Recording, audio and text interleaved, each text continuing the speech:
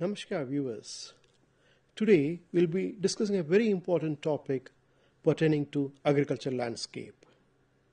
The topic is agriculture waste management through anaerobic digestion. As regards the agriculture landscape, there are twin challenges. One is the agriculture waste management by itself. The second one is the issue of climate change. We know fully well that agriculture by itself is contributing to climate change by releasing a lot of greenhouse gases into the atmosphere. On the other hand, agriculture is affected or impacted by climate change, increase in surface air temperature, and other factors that can influence the soil processes. When you talk about the agriculture waste management with regard to the solid waste, with regard to the waste products that is generated in agriculture field, it is a very, very important resource as well. When I say it is a resource, the most important point comes to our mind is that how then agriculture waste can be a resource. Because these agriculture waste are having certain unique characteristics.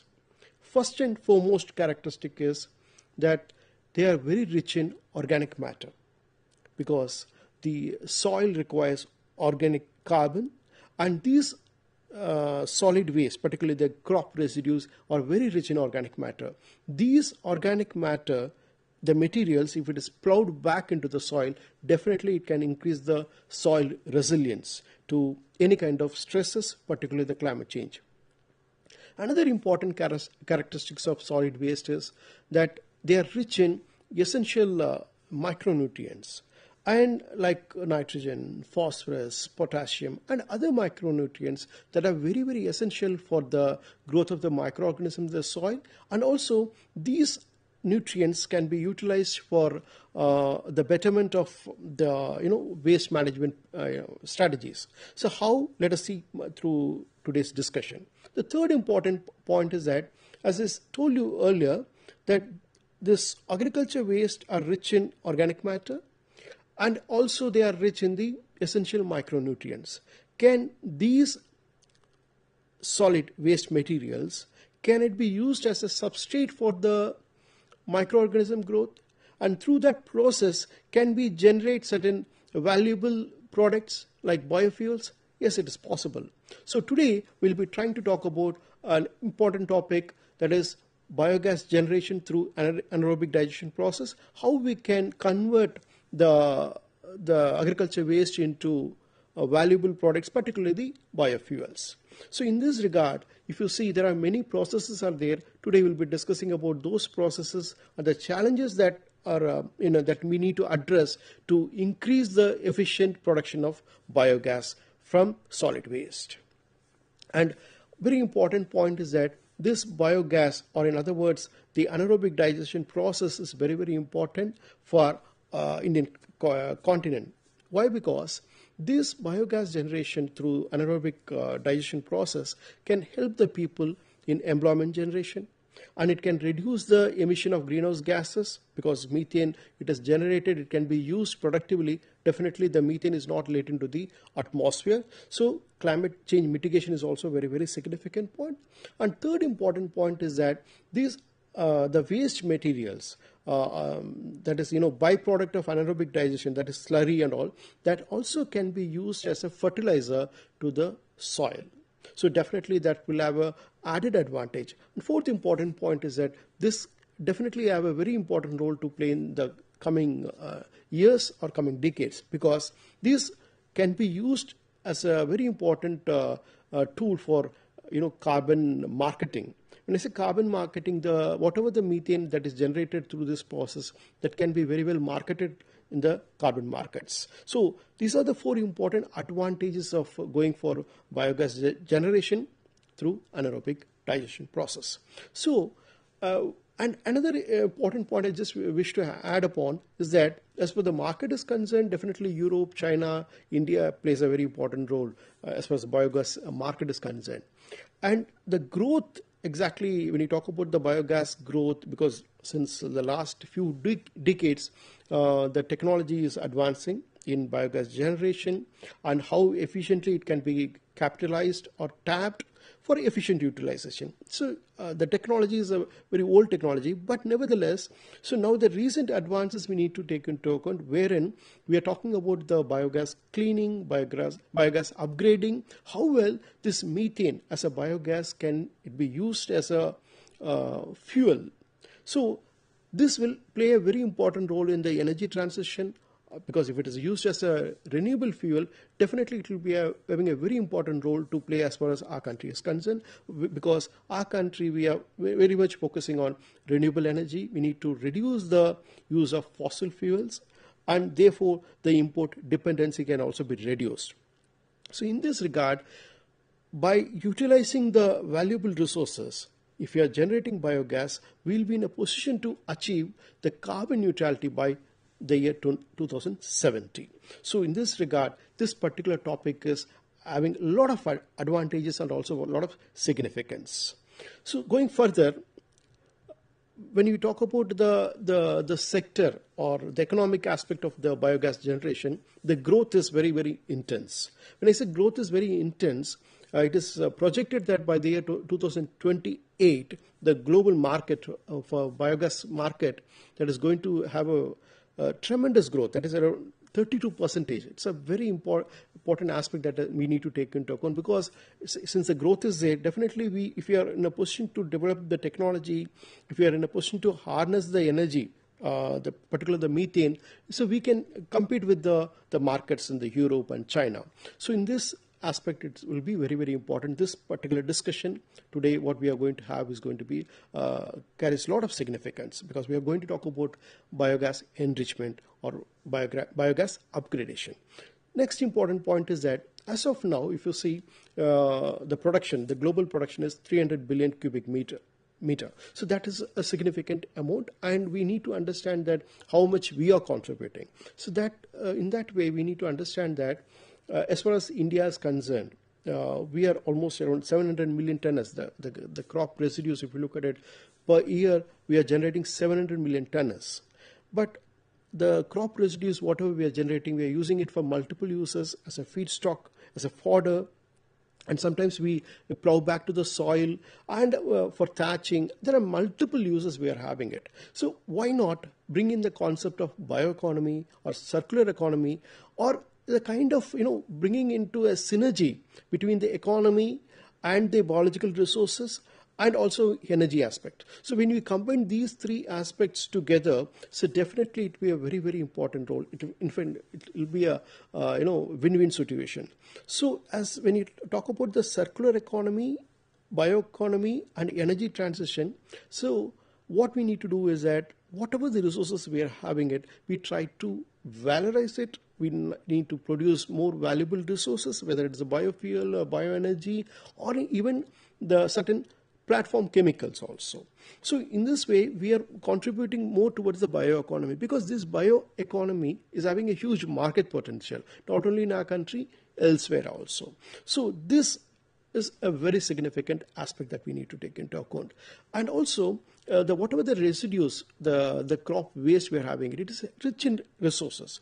It's rich in the organic material, the minerals, other chemicals, even the complex polymers, the carbohydrate, protein. So these chemicals can be used as a substrate for the for further processing through microorganisms or physical processes or chemical processes. So we can create certain chemicals, you can create certain value-added products. So in that way, the circular economy also come into picture. So in this way, we are trying to extend the life of the materials or life of the biological resources. So each and every aspect, every process involved in the biological process, we are trying to utilize it for our betterment, and definitely we will be heading towards sustainable development.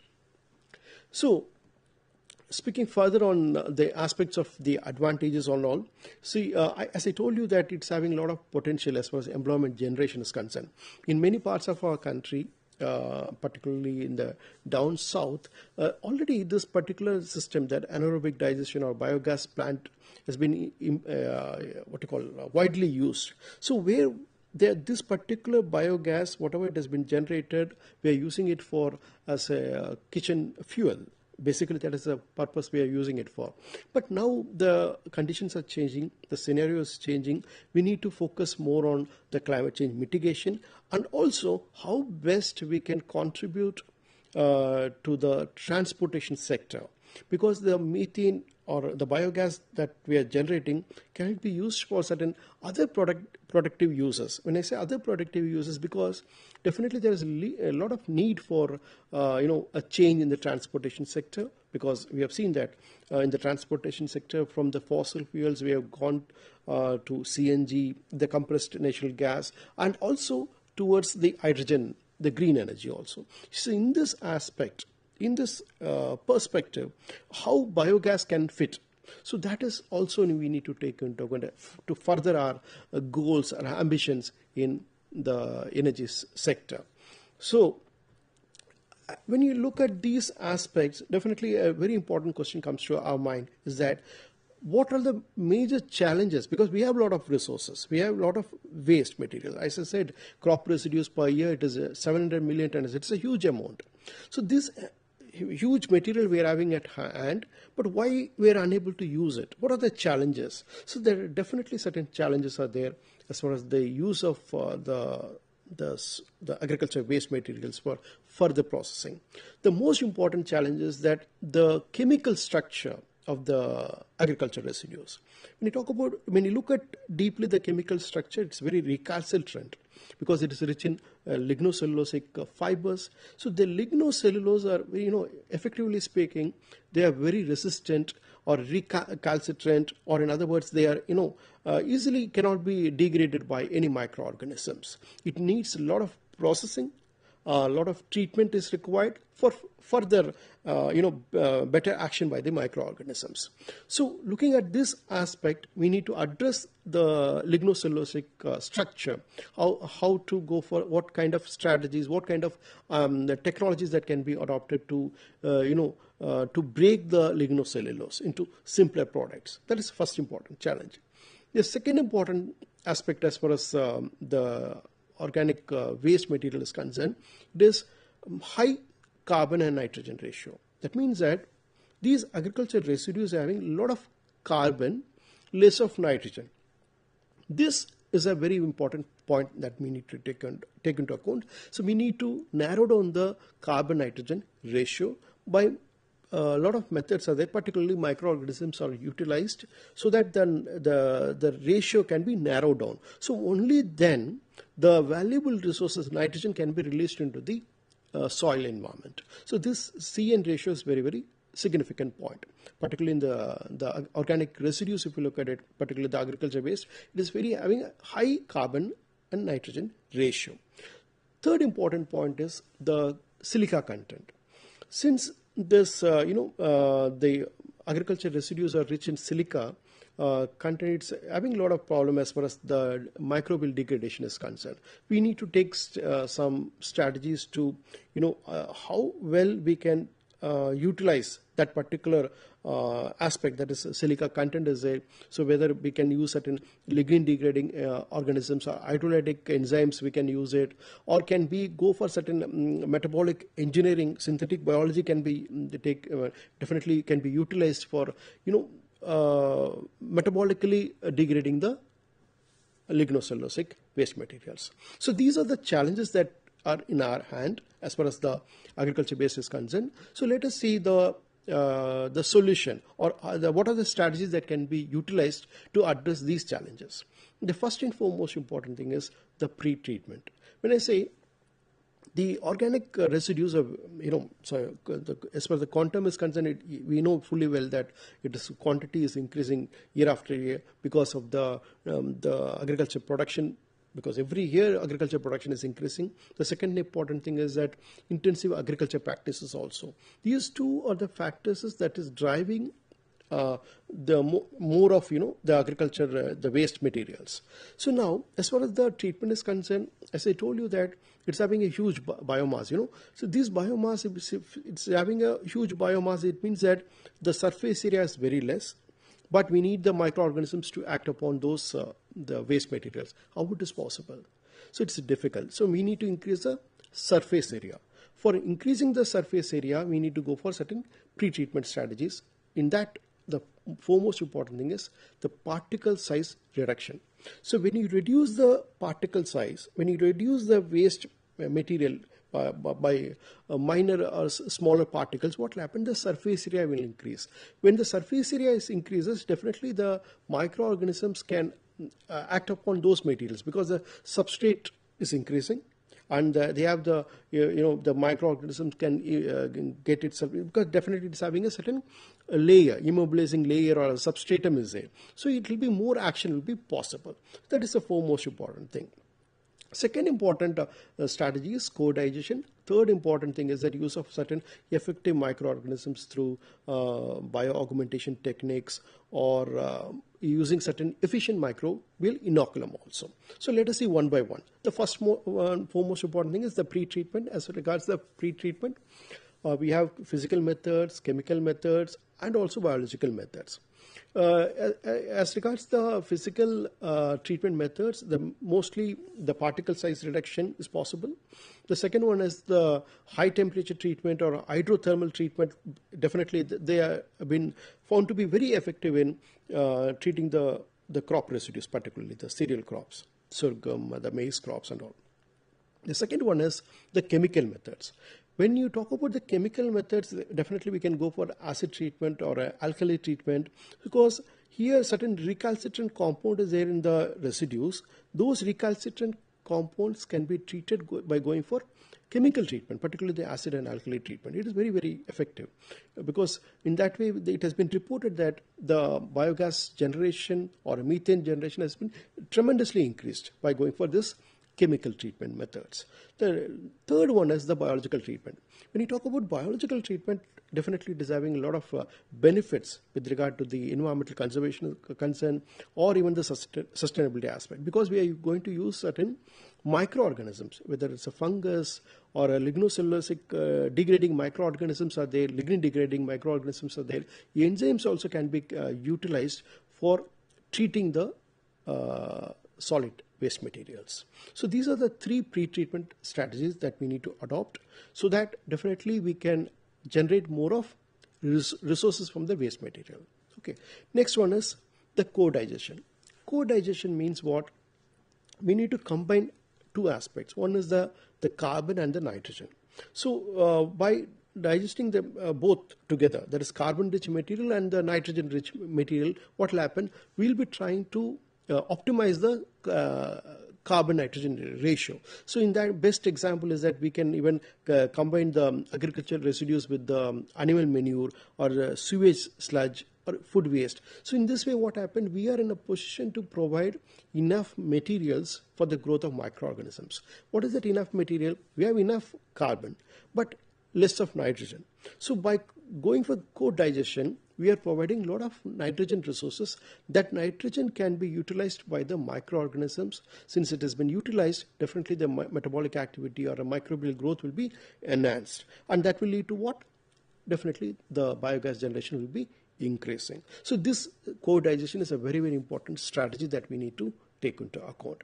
Next one is as I told you, that we can go for even the effective microorganisms are there. Even definitely when you talk about microorganisms, we need to look at the microorganisms through the lens of consortium, because multiple microorganisms, if it is involved, definitely there are a lot of synergistic effect will be possible. So we need to look for those kind of consortium, microbial consortium. We need to find out, and whatever the microbial consortium, if in a position to develop it, so that can be adopted for effective biogas generation.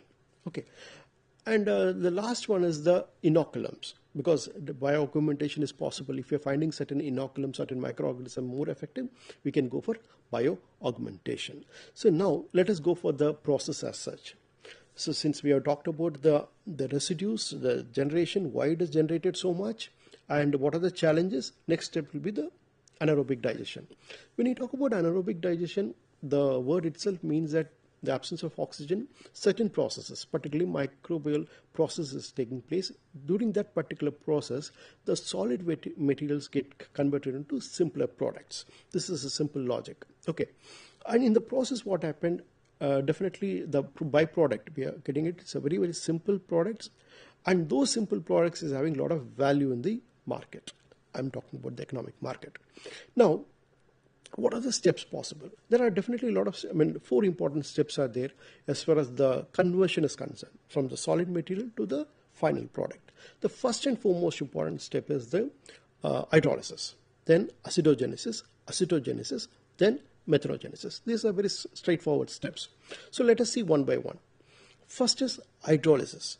This particular process is taken care of by the a group of bacteria, particularly they are called as hydrolytic bacteria. What they does is that the biomass, what you call the organic waste material, they have been hydrolyzed into simpler products. This organic biomass, as I told you earlier, that they are very rich in the carbohydrate, protein, so they are complex polymers. So these particular what you call the macromolecules, they can be converted into simpler monomers. Okay, in case of carbohydrate, it is sugar. In case of protein, it is called amino acids. So this conversion process is called as hydrolysis. It is carried by the group of microorganisms called hydrolytic bacteria. The second process is that the monomers, whether it's the sugar or the amino acids, they have been acted upon by another group of organisms like acidogenic bacteria. These bacteria converts these monomers into long chain fatty acids, alcohols, acetate, and so on. So this is another second step, is a very important step, acidogenesis. Third step is acetogenesis. Acetogenesis means that in the previous step I've discussed the formation of long chain fatty acids, alcohols. These long chain fatty acids and alcohols will be converted to acetate, and this acetate will be acted upon by certain methanogens, and this acetate will be converted to methane. This is what the simple 4 steps, very much part of the anaerobic digestion process. Now, we talked about the process, so ultimate product is biogas. Biogas means we need to understand what exactly it is.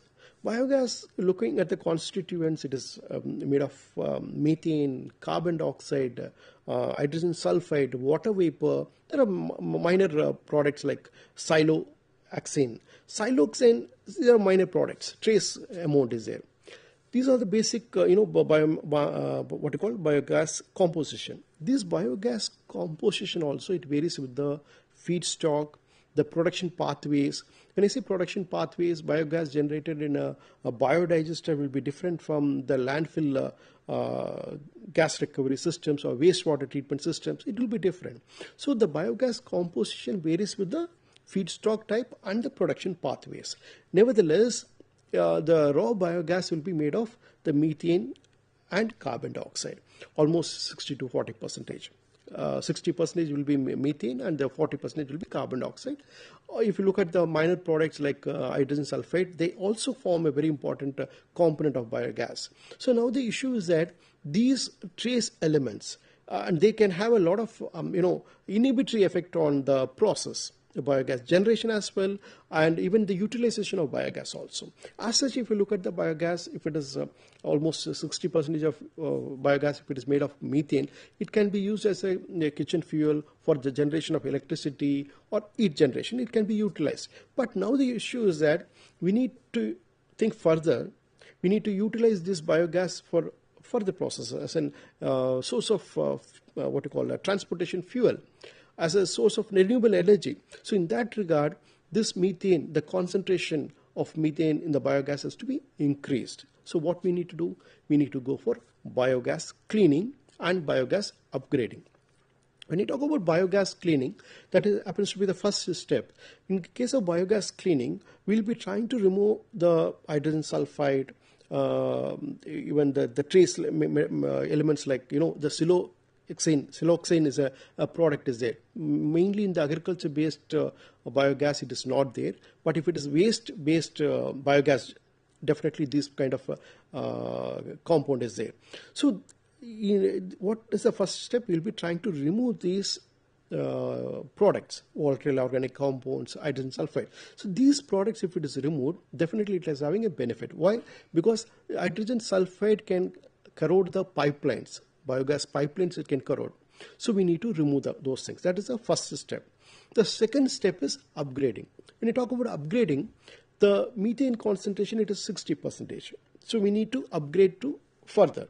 What is the purpose? We need to increase the heating value. We need to increase the calorific value. Okay, for increasing the calorific value, what we need to, we'll go for biogas upgrading. There are a lot of technologies are there. We'll let us see one by one.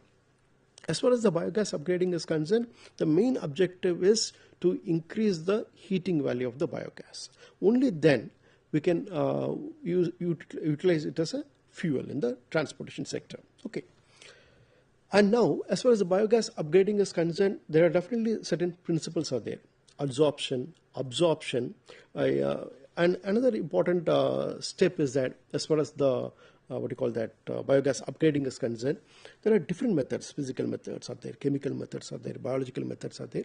But the significant aspect that we need to take into account at this juncture is that definitely there are physical methods definitely it is available, and chemical methods also, but they are very intensive, energy intensive, cost intensive, and there is a possibility of leakage of methane into the environment, outer environment. So in this way, we need to look at some other methods which will be more active or will be more economical and also definitely very sensitive to the environment as well. That means that we should look at all the aspects. The sustainability aspect has to be taken into account.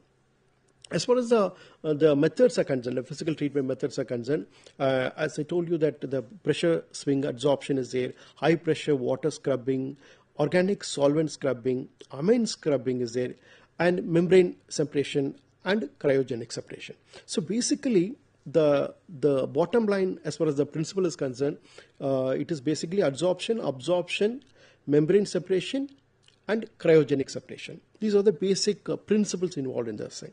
But as I told you earlier, that they are very energy intensive or cost intensive also. So definitely we need to look for some other alternative. The alternative is there definitely. That is called biological process. So in this biological process, we need to look at the steps possible so that by using certain microorganisms, can we increase the concentration of methane? Or in other words, the carbon dioxide present in the biogas, raw biogas, if it is converted to methane, definitely will be very, very effective. So let us see the methods. It's called bioconversion, wherein hydrogenotrophic methanogens are utilized. So what it does, it will be utilizing the carbon dioxide and hydrogen as a substrate, and that carbon dioxide will be converted to methane. So by that way, we can enrich the biogas or can increase the concentration of methane. So definitely that is our ultimate goal. So as far as the process is concerned, biological process is concerned, there are two important processes, whether it can be in situ or it can be an ex situ biogas upgrading process. As far as the in situ is concerned, it is very well the part of the biodigester. So wherein these particular organisms will be acting upon the carbon dioxide and that will be converted to methane. As far as the ex situ process is concerned, it's outside the biodigester.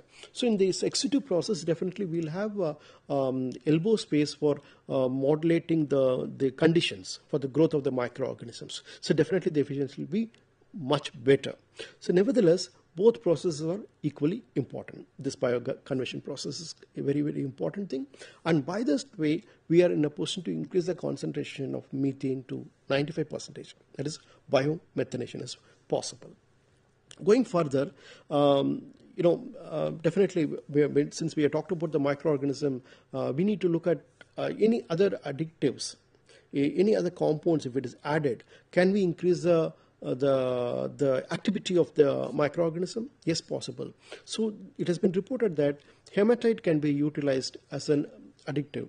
Okay, and this particular product is been found to effectively increase the metabolic activity or the activity of the microorganisms, particularly the methanogens. So in that way, if you look at it, it is a very significant advancement in the field of biogas generation.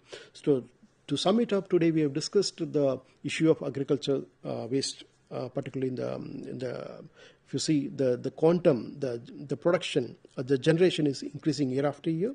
We need to take the steps possible to utilize it, to valorize it into a valuable product. The second important thing is that through the process of waste valorization, we can go for climate change mitigation also. So we have discussed in detail the processes involved in anaerobic digestion, and the more important thing is that how well we can clean the biogas and also upgrade the biogas into a much valuable product. Thank you very much.